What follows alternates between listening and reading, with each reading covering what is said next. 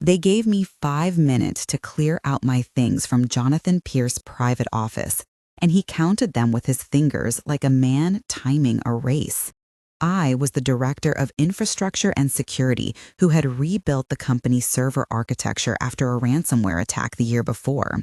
I had debugged systems at 3 in the morning, held clients on the line while logs streamed, and negotiated contracts with legal teams to preserve confidentiality. That room smelled of polish and strong coffee, Jonathan cufflinks catching the light as he tapped a crystal glass, and 20 people from my team stood in the corridor with their backpacks and laptops watching through glass. What happened in those 5 minutes changed every calculation I had ever made about reputation and power, and I have the leaked email and the backup of the server to prove it. Stay with me to see how a private firing in a private office became the moment that launched a company, a legal fight, and a press conference that took him down. If you care about dignity at work and how to turn evidence into leverage, consider subscribing because you will want to know the exact steps I took. The click of his watch was louder than his words. The air felt like a conference room before a vote. I could taste copper from the old thermostat and hear the low hum of the building generator. Jonathan looked at me with a smile that felt like calculation and no sympathy. 20 colleagues stood behind the glass and did not move. Let me explain how months of quiet manipulation brought me to that door. I had been with Pierce Systems for 7 years and married to Daniel Pierce for 4.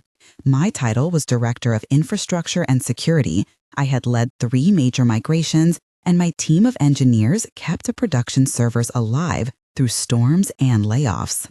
At board meetings, I sat a row behind the executive suite and wrote notes about latency and redundancy, while Jonathan told stories about acquisitions. The corporate culture was full of glossy language about family and stewardship, but the subtext was about who you owed loyalty to. Early on, Maya from Ops used to joke that we were the mechanics of a luxury car owned by people who never changed a tire. There was Carlos, who managed our backups and called me at midnight with panicked logs. Priya, who ran our compliance audits and had a 2-page checklist for confidentiality. Leo, who kept a ledger of every client contract.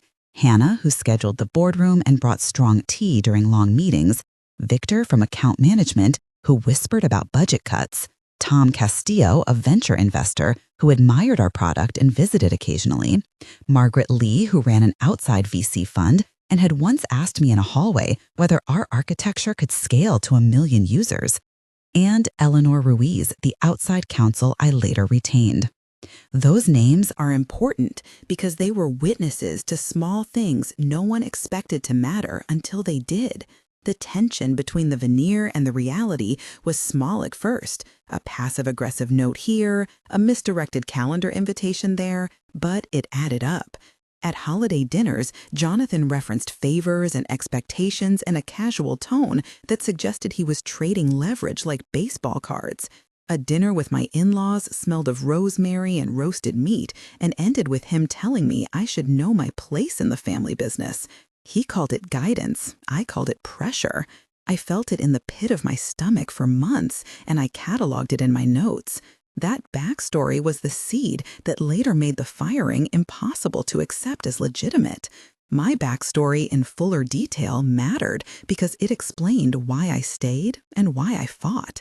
I grew up fixing things with my father, a mechanic in a small town who taught me to trace a problem to its source. I studied computer systems because I wanted to understand how complex things failed and how to stop them.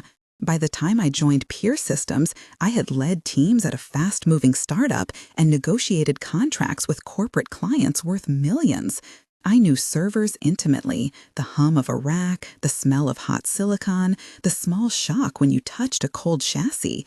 I had spent nights building backups and verifying redundancy plans that would later be called into evidence. That experience made me competent and credible, and it made humiliation intolerable. Jonathan, on the other hand, had a history that explained his patterns. He was a billionaire who built his fortune on consolidation and controlling stakes. He learned to manage reputation like currency and to demand loyalty like interest. His backstory was one of acquisitions and quietly rewriting severance terms to remove liability and negotiating confidentiality agreements that protected leadership at the expense of mid-level staff. He had a track record of rehiring allies of rivals and quietly transferring assets into shell entities when scrutiny rose. Eleanor, the law firm partner I later hired, told me those moves were textbook for executives protecting valuation in the face of risk. That contrast between my brittle personal code of evidence and his practiced system of control is what made the confrontation inevitable. The two backstories together filled 800 to 1,000 characters each of grievance and motive, and they explained the way events escalated. The technical crisis that preceded the firing began on a Tuesday at 1:42 a.m. I was on a call with Carlos and Maya when our monitoring alerted us to an unusual spike in outbound traffic. The server logs showed a series of API calls that matched an exfiltration pattern. I remember the sound of my keyboard in that quiet room and the stale aroma of vending machine coffee. The blue light of monitors turned white as logs scrolled. Told Carlos to isolate the node to prevent crosstalk, Priya to freeze any process that could trigger retention policy violations, and Leo to notify legal of a potential breach under confidentiality rules. Our dialogue went like this. I said, "Tell me what you see." Carlos said, "The pipeline is sending encrypted chunks to an outside IP." Maya said, "We are seeing token misuse and a potential leak to a partner." I said, "Shut down outbound access now." Carlos said, "I will isolate node 3. Priya said, "Do not delete logs, we need a backup." Leo said, "Document everything for the board." I said, "Good, keep it silent until we understand scope." The call had micro actions like fingers on switches, the tap of a hand on a phone screen, the hiss of a cooling fan, and the metallic chirp of a server alert. That night, we kept servers alive and captured backups, and I stayed until dawn verifying checksums while Jonathan slept in a downtown suite, and the corporate culture outside our war room pretended everything was routine. The detonator was simple and absurd, a misdirected message that saved me. 3 days after the incident, an email meant for Jonathan was sent to my work inbox by mistake. It was flagged confidential, but the subject line was blunt, and the body listed a plan to remove certain executives after a quiet review to protect valuation. The email named roles and suggested rewriting severance to avoid a public dispute. It included a line about planting a narrative of performance problems and leveraging confidentiality to keep it contained. The sensation of reading that email was like a cold wind, the screen glare and the soft buzz of my phone suddenly too loud. I printed verbatim into a local document backed up to an encrypted USB, and I asked Carlos to make an offline backup of the server logs and to mirror it to a drive we would keep outside the office. I remember the smell of the printer, the click of paper, the weight of the USB in my palm, and the taste of a sudden bitterness. I had to decide whether to preserve the email as evidence or to confront Jonathan immediately. I chose the evidence. The decision sequence was short and precise. I said, "We need air-gapped backup now." Carlos said, "Copy complete." Priya said, "Legal should see this." I said, "Do not send anything yet." Leo said, "We are risking reprisals." I said, "Evidence first, then process." That night, the backup sat in my bag beneath a linen jacket, and the server snapshot stayed on a thumb drive in a safe deposit inside a bank whose lobby smelled of ozone and policy. Then came the day of the firing. Jonathan asked me to come to his private office at 9 a.m. and said the meeting would be brief. The corridor was cool and smelled faintly of lemon from cleaning staff. I walked in with a box, a small plant, and a thermal mug. I did not expect to be humiliated in a room with wood panels and replica paintings, and yet the humiliation was precise. He told me in a voice low and practiced that the board had concerns and that my position was being eliminated. He gave me 5 minutes to gather my things, trustees of his empire watching with polite detachment. I asked for reasons and was given a script about misalignment with strategic priorities and the need to protect valuation.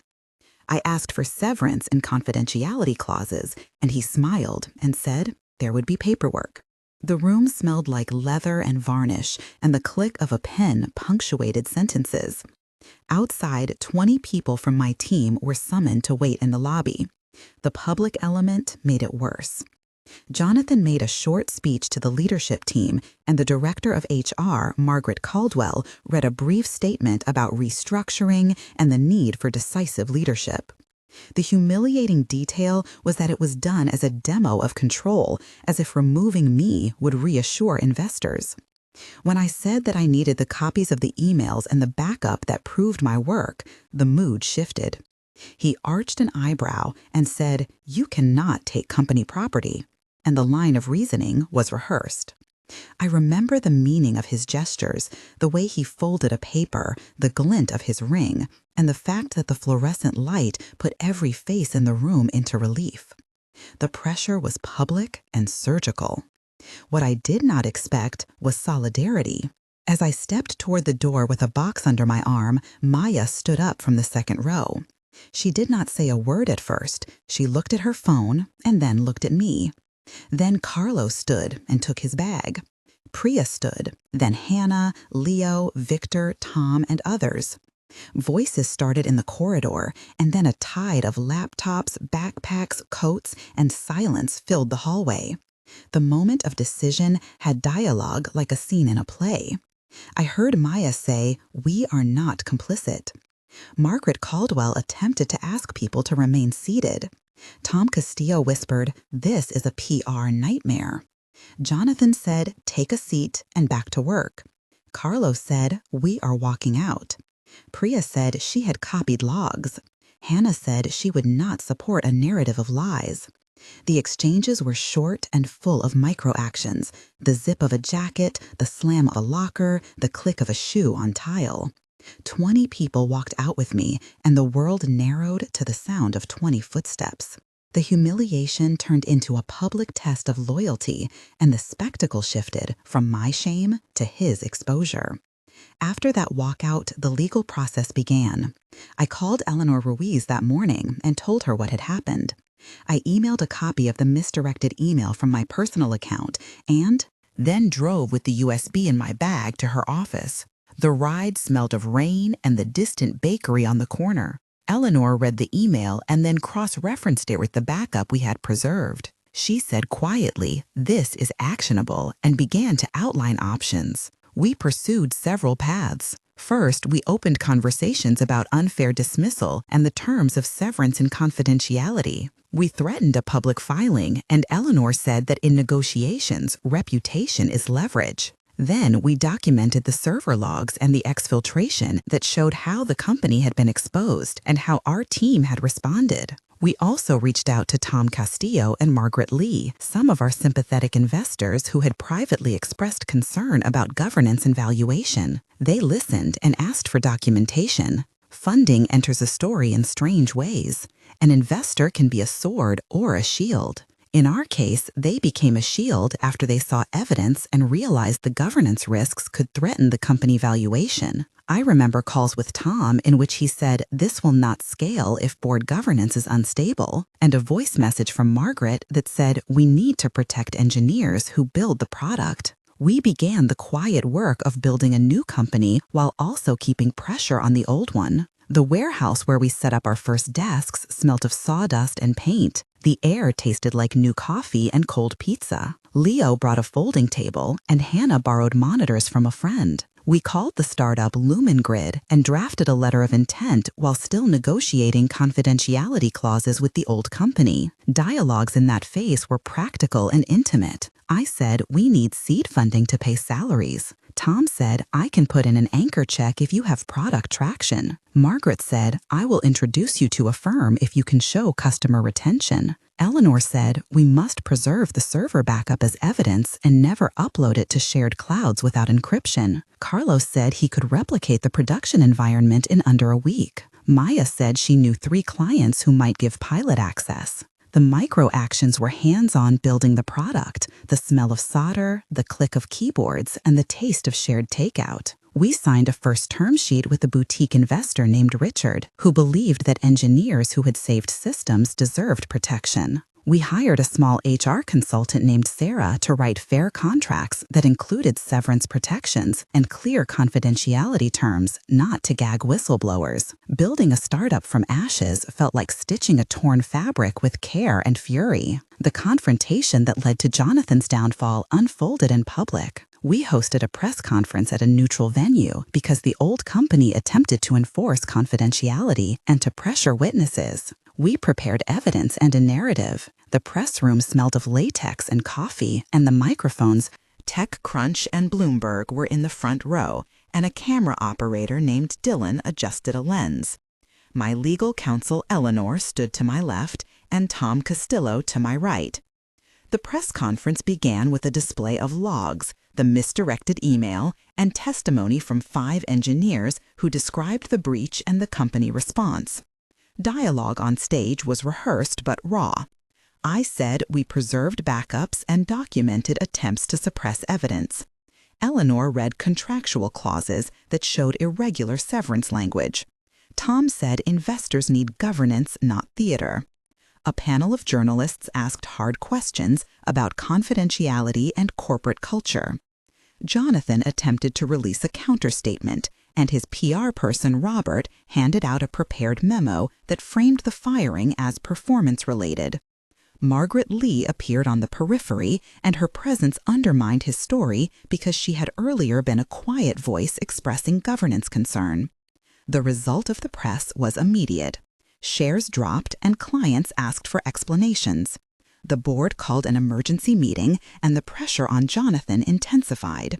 Within days, the board asked for his resignation, citing damage to reputation and failure to uphold fiduciary duties. He resigned and was replaced by an interim CEO. The public spectacle punished him where he valued power most, valuation and public trust. The fall was not just poetic, it was measurable. We also pursued legal resolution. Eleanor negotiated a settlement that included improved severance terms for those fired unfairly and a clause that allowed engineers to keep copies of their work and not be bound by overbroad non-competition.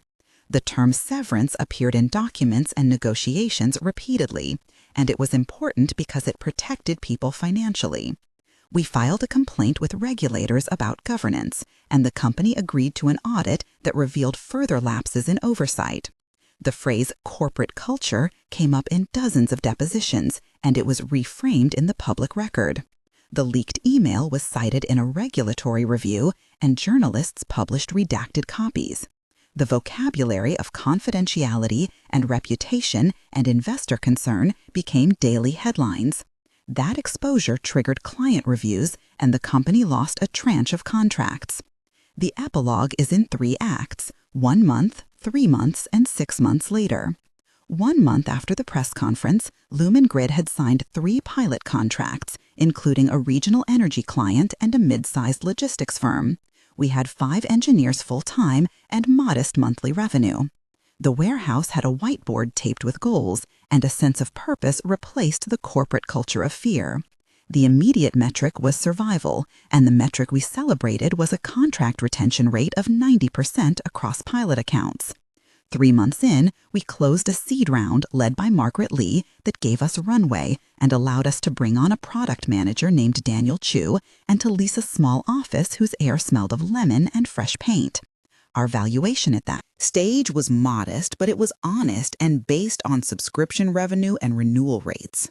We hired an HR lead named Eleanor Park and instituted transparent confidentiality clauses and a humane severance policy for all employees. 6 months after the fallout, we had 100 clients on a wait list and had signed a 3-year contract with a regional health system that secured our projection models. Our valuation had climbed, and we negotiated terms that protected founders and engineers. The old company had changed leadership, been forced to conduct governance audits, and paid fines and regulatory settlements. Jonathan had stepped down, and his public reputation had been damaged in ways that affected his personal investments and philanthropic partnerships. The journey was not only about money, it was about dignity and precedent. The lines between legal strategy and moral argument blurred, and we used both. There were moments of tension that felt like pivot points, and I will describe 3 in detail. The first was the decision to preserve the email and the backup, which lasted about 5 minutes under pressure and included the smell of printer ink and the hardness of the USB in my palm. That choice felt like betrayal to some colleagues who feared reprisals, but it ultimately created leverage. The second was the walkout, when 20 people left in chorus and the hallway filled with footsteps and the metallic scent of jackets. That lasted a minute, but shifted the power balance because it exposed solidarity. The third was the press conference, where a single question from a Bloomberg reporter about governance made the board act within 48 hours. All 3 moments combined memory, decision, and action, and they involved micro details that made them visceral. Throughout the story, many people acted with specific agency. Daniel, my spouse, tried to mediate privately and later supported public testimony. Maya and Carlos took risks to copy logs. Priya ensured compliance records were archived. Leo kept client lists and led contract outreach. Hannah maintained payroll and schedules as we transitioned. Tom Castillo and Margaret Lee opened doors to funding. Eleanor Ruiz litigated and negotiated. Richard, the early investor, signed the anchor check. Sarah, the HR consultant, rewrote contracts. Dylan, the camera operator, caught a subtle expression that became an image in the press. Each person mattered, and their names are part of this narrative because rebuilding a company is never lonely. The words firing, server backup, leaked email, lawyer, investor, valuation, press conference, corporate culture, severance, confidentiality, humiliation, solidarity, and reputation thread through the story like a catalog of stakes and strategy. And I used them to map the terrain we navigated. If you are in a similar place, document everything, preserve backups, maintain evidence, and seek counsel. There is power in evidence and in solidarity. At roughly 30% of this story, a question for you. Write in the comments, I would have done what you did, or I would have stayed, and I will read them. Which detail of the misdirected email shocked you the most, and what you think is the first step if you faced humiliation at work? Your comments help others recognize patterns and create a community that values dignity over power games. Now back to the narrative. In the end, the settlement terms included compensation for wrongful dismissal for several colleagues, enhanced severance for those affected, and a clause that allowed engineers to retain portfolio artifacts. Our investor network expanded and our valuation grew as revenue and contracts increased. The final tally was not about revenge, it was about repair. We signed contracts worth several million and built a culture that explicitly protected whistleblowers and prioritized transparency. Jonathan lost a seat he believed permanent, and the board moved to a governance model with independent oversight. My personal reputation recovered and then grew because we delivered product and honored clients. The moral is concrete. Document, preserve, backups, do not sign away evidence under pressure, and cultivate solidarity among colleagues.